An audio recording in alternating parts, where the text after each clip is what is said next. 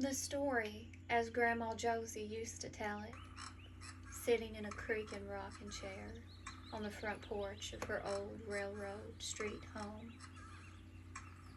Ballinger would add, he was wearing a floppy hat like Jed Clampett, with a pickaxe over his shoulder, and he was coming right at me. I had to step off the tracks and press myself into the walls of the tunnel. Then, the damnedest thing, he walked right past and disappeared into the wall of the tunnel.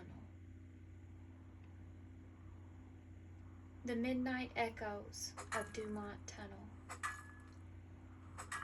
Where the mist clings low to the steep forested hillsides, just south of Jackson, choking the North Fork Valley in a shroud of damp Appalachian gloom.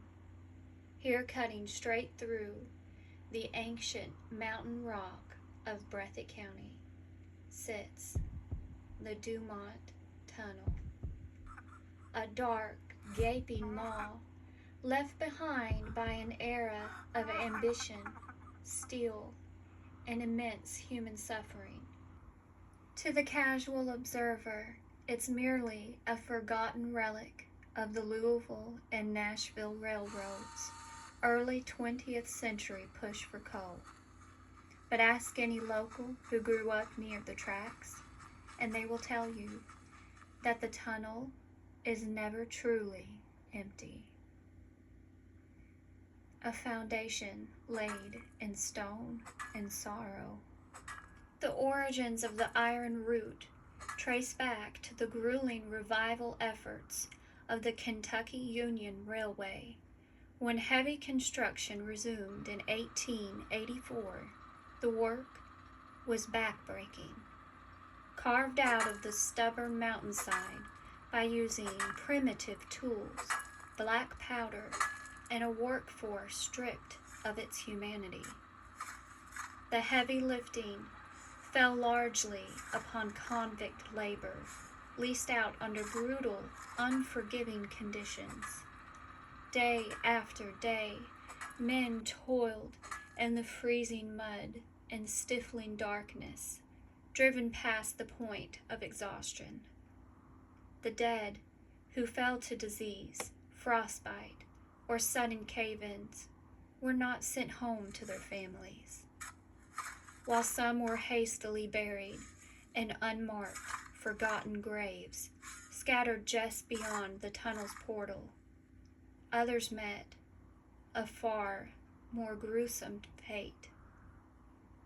When structural collapses trapped workers deep within the mountain, overseers refused to waste precious daylight or money on recovery. Instead, bodies were left where they fell. As the massive wooden forms were erected to pour the thick concrete lining of the tunnel walls, the dead were simply sealed inside. Supervisors treated the corpses as free aggregate reinforcement for the structural integrity of the bore. Local legend whispers of frantic workers forced to shovel wet cement over the stiffening hands of their own crewmates.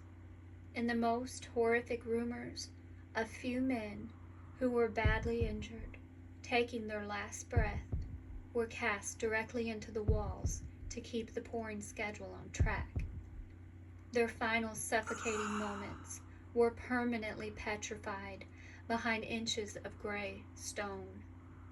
By the time the L&N Railroad finalized the sweeping 101-mile North Fork extension around 1911 to 1912, the rails were permanently stained with the invisible weight of the lives lost building them. The very walls holding up the mountain had become a vertical graveyard. The witching hours at Dumont.